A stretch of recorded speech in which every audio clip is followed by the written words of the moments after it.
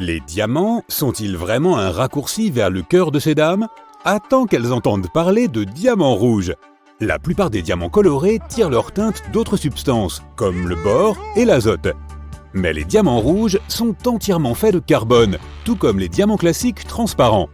Ce qui les rend si spéciaux est une réaction chimique rare qui se produit dans la structure atomique même du carbone.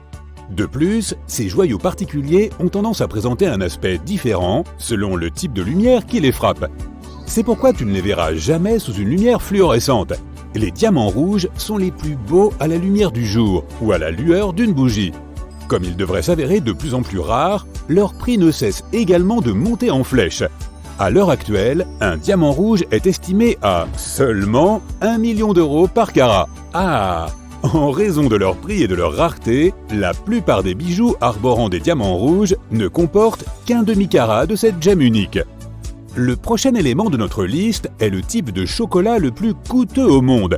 Et pour cause, tout dans ce produit de luxe est spécial, des ingrédients au processus de fabrication en passant par l'emballage. On l'appelle le chocolat Tohac. Et pour commencer, la liste des ingrédients ne comporte que deux choses, du cacao et du sucre. Dans ces tablettes grand chic, seul le cacao national est utilisé, une variété rare de la fève que l'on croyait éteinte jusqu'à ce qu'elle soit à nouveau découverte récemment. Il n'existe que 14 producteurs de cacao de ce type, et ils se situent exclusivement dans la vallée de Piedra de Plata, en Équateur. Chaque tablette de ce chocolat contient une seule fève de cacao torréfié en son centre qui a été préalablement sélectionnée et mesurée par les producteurs. Quant au prix, une barre peut coûter jusqu'à 300 € pièce. Tu as sûrement déjà entendu parler du safran, mais je parie que tu ne savais pas que 30 grammes peuvent coûter jusqu'à 60 €. Cette épice délicate est connue pour ses propriétés aromatiques et colorantes, mais elle est aussi utilisée dans les textiles, les parfums et la médecine depuis de nombreux siècles. Le prix vient surtout de la complexité de sa culture et de sa récolte. Le safran provient de la plante Crocus sativus. Son bulbe ne produit que 3 bulbes fils, ils ne sont donc pas bien nombreux. Quant aux fleurs de la plante, non seulement elles doivent être récoltées à la main, mais cela doit aussi être fait en quelques heures chaque matin. Autrement, elles se fanent très vite. Les pistils sont ensuite également recueillis à la main et soigneusement séchés, afin de ne pas perdre leurs propriétés. Pour 30 grammes de cette épice, 4600 fleurs doivent passer par tout ce processus. D'un autre côté, tu n'as besoin que d'un petit peu de safran pour colorer ou parfumer un plat. En utiliser trop peut rendre ton assiette très amère. Nous savons tous que le caviar coûte très cher, mais le caviar beluga peut coûter jusqu'à 100 € les 10 grammes. L'esturgeon beluga, une espèce rare, est à l'origine de ce mets délicat et on le trouve dans la mer Caspienne et la mer Noire, à la jonction de l'Europe et de l'Asie. Non seulement cette espèce est en voie de disparition, mais elle peut vivre jusqu'à 118 ans. En raison de cette longévité exceptionnelle, le grand esturgeon ne produit pas d'œufs pendant un cycle d'au moins 18 ans. Cela signifie que les exploitants doivent parfois attendre des décennies avant de pouvoir récolter et vendre le caviar. Nous ne pouvons pas avancer dans notre liste sans mentionner l'or, le métal précieux le plus célèbre qui soit. Il occupe une place particulière dans le cœur des gens depuis les civilisations les plus antérieures. Dès l'Égypte ancienne, par exemple, on utilisait l'or pour les bijoux et les ornements. De même, la civilisation Inca avait besoin d'or pour divers accessoires, car ils associaient le chatoiement de ce métal à celui du soleil. Aujourd'hui, nous utilisons rarement l'or comme monnaie d'échange et plutôt comme valeur sûre. Nous en avons aussi l'usage dans de nombreux bijoux. De nos jours, nous utilisons également l'or dans l'électronique moderne, et ce, pour plusieurs raisons. Premièrement, à cause de sa haute conductivité électrique.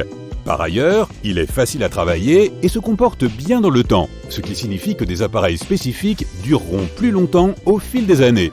Ce qu'il y a de plus intéressant dans l'or, eh bien sa valeur relève avant tout d'une convention sociale. Il nous est précieux parce que nous nous accordons à dire qu'il a de la valeur aujourd'hui, qu'il en a eu par le passé et qu'il en aura très probablement à l'avenir.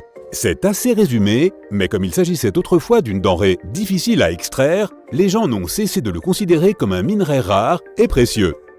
Je parie que tu n'as jamais imaginé que du thé puisse coûter jusqu'à 10 000 € par pot. Mais le thé Da Hong Pao a un prix aussi considérable car il n'est produit qu'à un seul endroit sur Terre, mon potager. Non, à vrai dire, c'est la ville chinoise de Wuyi-Shan.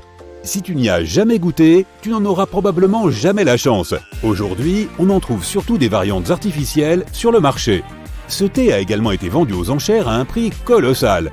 30 000 € t'aurait permis d'acheter seulement 20 grammes de thé Da Hong Pao lors d'une vente aux enchères en 2005. Ne le renverse surtout pas. Le bois d'agar est surnommé le bois des dieux. Ce bois de qualité supérieure est l'un des produits bruts les plus chers sur Terre. Mais la façon dont il est produit est encore plus fascinante. L'Aquilaria malaxensis est un arbre que tu peux trouver dans les forêts pluviales du sud-est de l'Asie. C'est à lui que l'on doit la production de bois d'agar, mais il doit d'abord être infesté de moisissures. Avant ce processus chimique, le bois de l'arbre lui-même ne vaut pas grand-chose. Une fois que l'écorce de l'arbre a été endommagée par des animaux ou d'autres phénomènes naturels, un certain type de champignon commence souvent à coloniser l'arbre.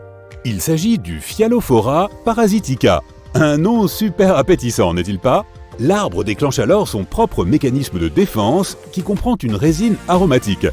Au fil des années, cette résine se combine avec le bois en lui-même, ce qui donne le bois d'agar. Ce matériau est ensuite utilisé pour divers types d'encens, de parfums et de petites sculptures.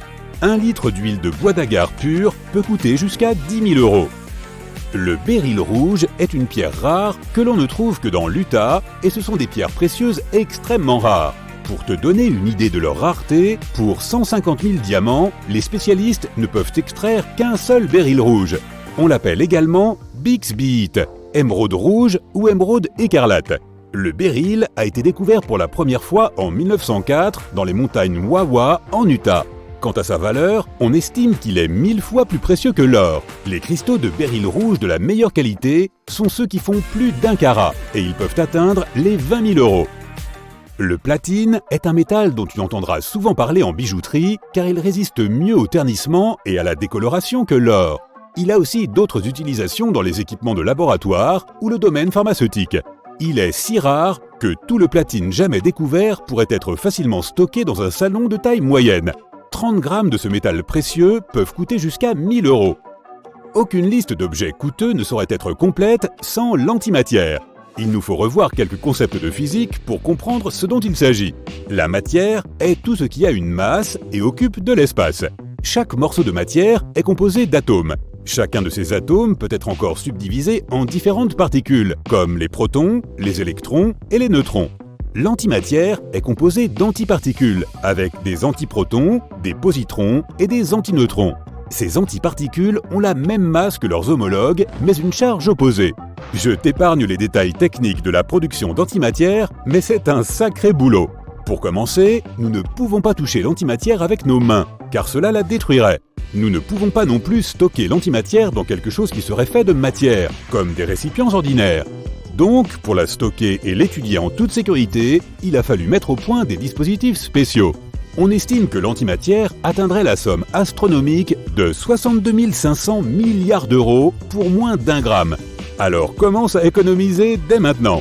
Il faut beaucoup d'énergie pour produire cette chose, ainsi que des machines complexes comme les collisionneurs d'hydrogène. Et les scientifiques pensent que nous pourrons peut-être l'utiliser à l'avenir dans les voyages spatiaux.